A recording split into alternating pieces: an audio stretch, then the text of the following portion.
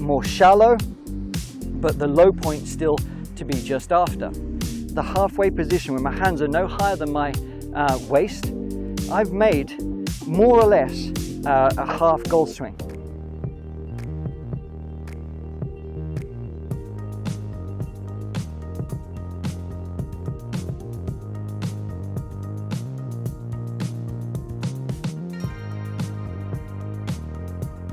We're getting into certain specifics now about the short backswing at least, and we're getting into the couple of options again that I want you to try. Okay, this one is almost harnessing your Matt Wolf or Calvin Peete.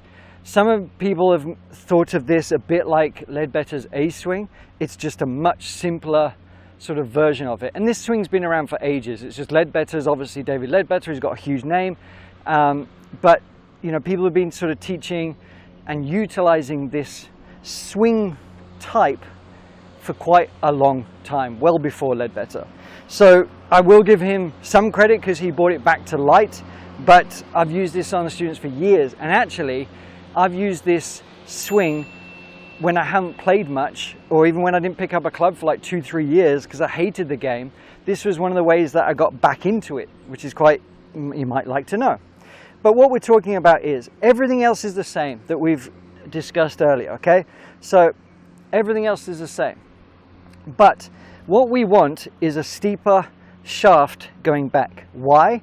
Because that's going to enable us to add a little bit of flow, and this tipping of the club, we touched on it earlier, but this tipping of the club is going to create a shallower angle of attack, because we do not want a steep downswing here, still to be just after.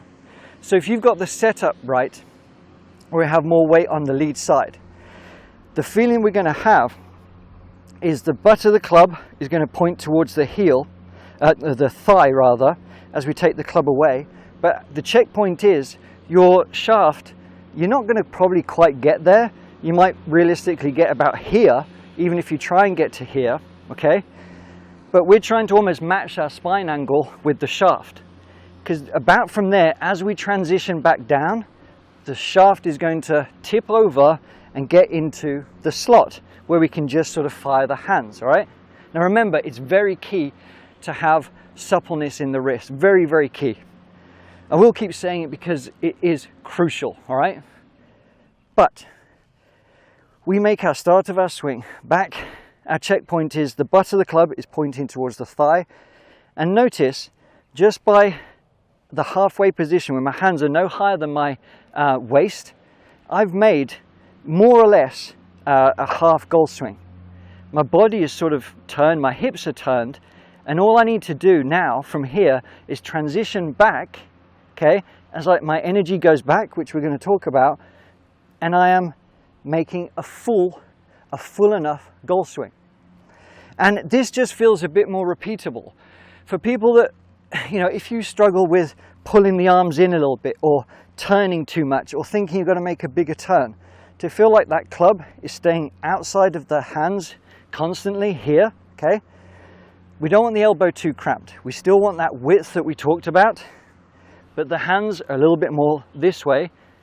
There, you're going to almost feel a bit like Jim Furyk perhaps. But by doing that, you're going to give yourself this time and sort of checkpoint that you can rely on. But just by tiny little swings like that with suppleness, okay? I think my setup's a bit skew-if, but by checkpoints like that, okay, to here, even though I was trying to accentuate the feeling, I didn't quite get as extreme as that. And that's what you have to remember. Feels are not exactly reality, all right? It's feel versus real.